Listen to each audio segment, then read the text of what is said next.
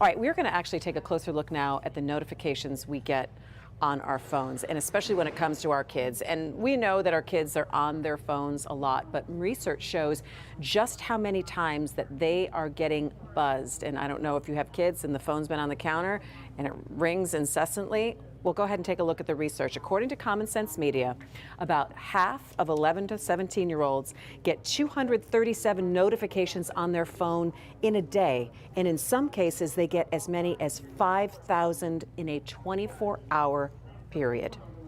In terms of usage, 59% of kids were online from midnight to 5 a.m. This is when they're supposed to be sleeping.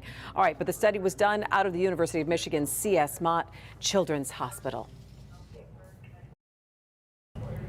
So joining me now is Dr. Jenny Rudensky. She's the Associate Professor of Pediatrics at the University of Michigan C.S. Mott Children's Hospital. Dr. Rudensky, thanks for joining me. I think looking at some of the findings of this study, I felt like I knew a little bit of what we would maybe hear having a 14-year-old, a 17-year-old, and a 19-year-old in my house. But some of these numbers are really staggering. Can you give us a sense of how many teens you actually polled for this? So we had the opportunity to recruit 203 11 to 17-year-olds, and these were kids whose parents gave us permission to track their phone use for a week, and kids gave us their permission as well. And we were very clear about what we were looking at in terms of private stuff and what we weren't, and that we would delete their data afterwards. So we really appreciated the fact that they gave us this peek inside the way their phone behaves all week, from overnights to school days, and it was really fascinating. You know, I did expect that kids would love their phones, but we were surprised by how many notifications kids were getting every day, how much time during the school hours they were picking up their phones, and how much social media kind of led into overnight hours.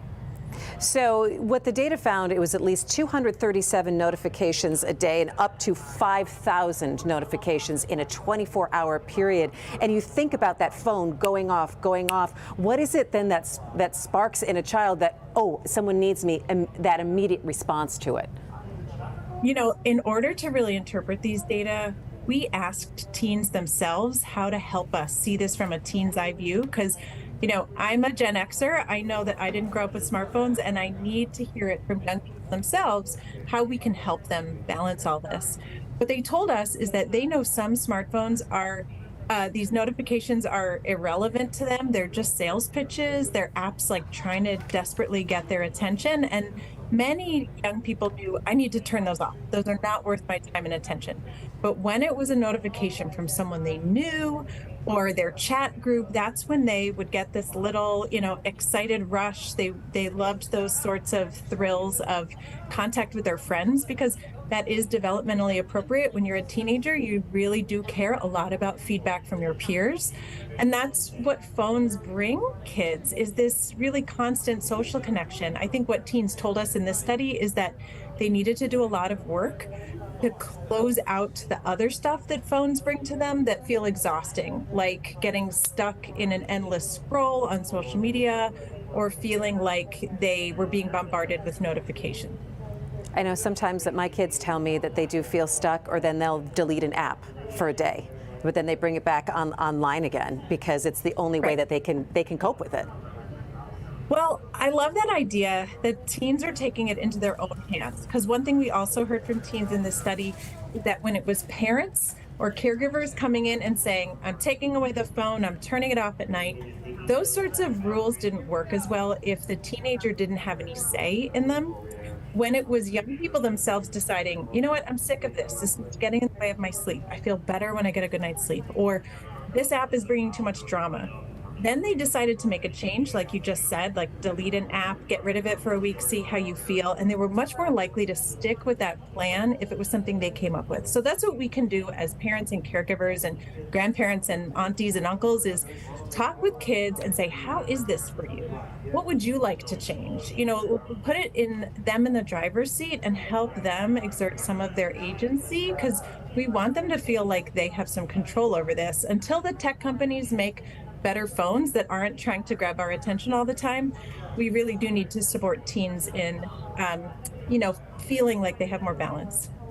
Some of the stats that really jumped out to me were 59% of kids were online from midnight to 5 a.m. 59%. And then the other thing, 97% of them were on their phones during typical school hours. So it feels like A, sleep, let's address that, and then B, attention span when you're supposed to be in class learning. Yeah, I think one thing that pediatricians, clinicians, media researchers really agree on is sleep is crucial. It's so important both for our attention, our mood, our healthy weight, and just having a healthy overall body. So that is one thing. If families feel like they want to take one thing away in terms of a positive behavior to take away from this report, is try to preserve the time and space around sleep. That might mean charging and keeping a phone out of a kid's room, or making a plan with them of what sorts of apps if they cannot get it out of their room, have things that are more calming, that maybe play more meditation or background music, and turn off those notifications. When it comes to school, this is an opportunity for schools and teachers and kids to have a conversation to say, hey, we're growing up in a time when we actually have lots of distractions, lots of things pinging for our attention. How do we grow up into mature people who can resist some distractions, use these phones as effective learning tools?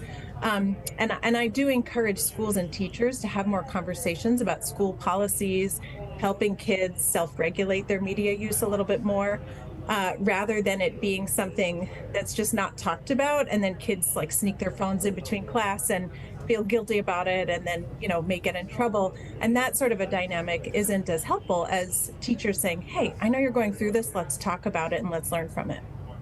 I know that in my kids' school that some teachers have different policies. There are some classrooms where you have to walk in and you have to put your phone in a pocket that hangs behind the door, or there's a basket they pass around and all phones go into the basket. But it does vary from hour to hour. Dr. Rudensky, when you look at the data that you have, sometimes I think about studies that data breeds more excitement to figure out more data. So where does this take you in terms of research, and what do you want to look at next? Yeah, that's a great question. I loved two parts of this study. One was getting a peek into the apps that kids are really using. And so we found that a subset of kids were using apps that were kind of too mature, too, rated as adults, maybe rated as having some content flags because of violence or sexiness.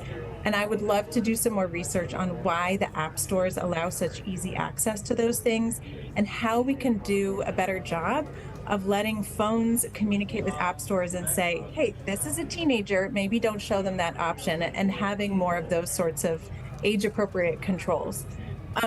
Number two is I loved the experience of talking with young people about the ways they try to make this feel healthier. So as a next step, I'd love to start building some interventions where we work with young people and their families to make some positive changes, see how it feels, see how it affects things like their sleep or their mood. And I think that's much more action-oriented research that makes us feel more hopeful. I really don't want people coming away from this research project thinking like, oh no, kids on their phones is just so terrible. It's always an opportunity to talk about it, make some positive change, and feel like you understand your teen better because you've tried to enter their digital world a little bit.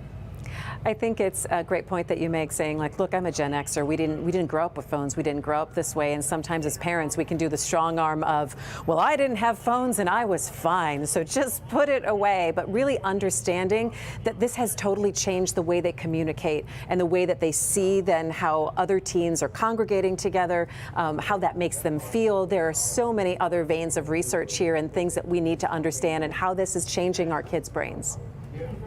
And I understand that if parents did not grow up with this amount of technology themselves, it feels really foreign. It feels different. It feels something we don't feel good at.